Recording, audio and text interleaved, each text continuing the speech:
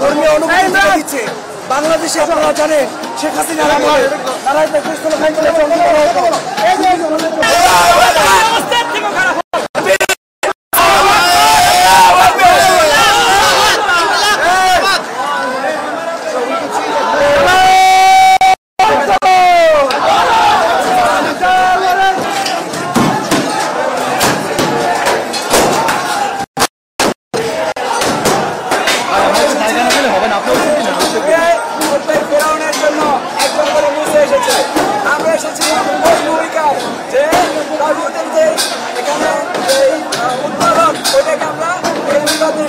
যদিও আমরা 5ই আগস্ট বিপ্লব করেছি, একটা স্বৈরাচারের পতন ঘটিয়েছি, কিন্তু এই স্বৈরাচারের তীর্থস্থান হাসিনা এবং তার বাবা স্বৈরাচার শেখ মুজিব ধানমন্ডি 32 নম্বরের যে বাহিনী, এটা এখনো স্বৈরাচারের যে চিহ্নটা এটা বহন করে। এইটা যতদিন পর্যন্ত এটা প্রমাণ করবে যে বাংলার মাটিতে এখনো পর্যন্ত স্বৈরাচারের সেই চিহ্নটি আছে।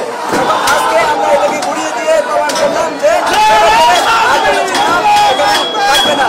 আর আল্লাহ তাআলা কিভাবে বলেছেন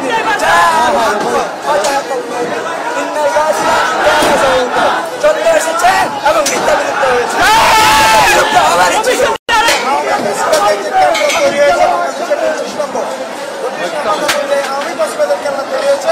সেই কেল্লাকে আজকে সর্বসাধারণ জনগণ মিলে বাংলাদেশ থেকে 32 নম্বর বলে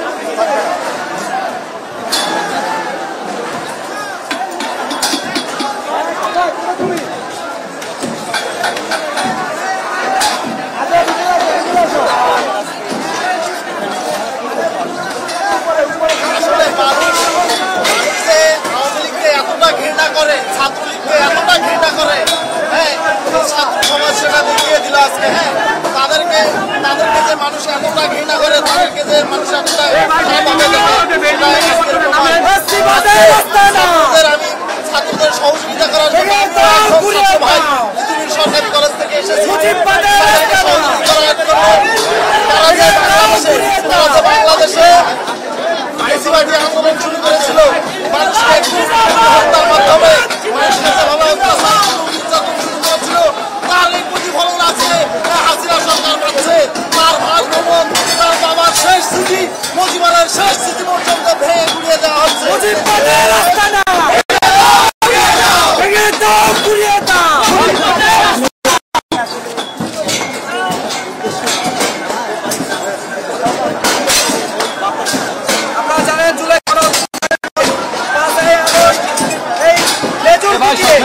ছায়া পেটিকোট লাগিয়ে ভারতে তার যে ফরেন মিনিস্টার ছিল সে বলেছে ভারত বাংলাদেশের সাথে সম্পর্ক ভারতের হচ্ছে 4 স্বামী স্ত্রী।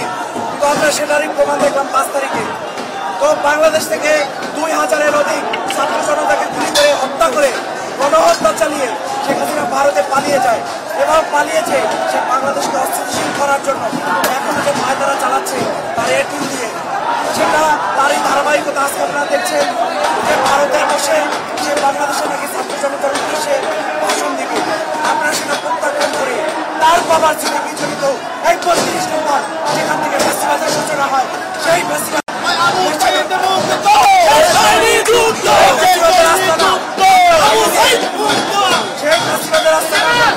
মিশিয়ে দিয়ে বাংলাদেশকে এবং গোটা বিশ্বকে চালিয়ে দিতে চাই। ফ্যাসিবাদের যে পরিণতি সেটা এরকমই হয়। বাংলাদেশ থেকে ফ্যাসিবাদ আর কেউ যাতে কায়েম করতে না পারে তার আরেকটা দৃষ্টান্ত সারা বাংলাদেশের ইনকিলাব জিন্দাবাদ, মুজিববাদ মুর্দাবাদ।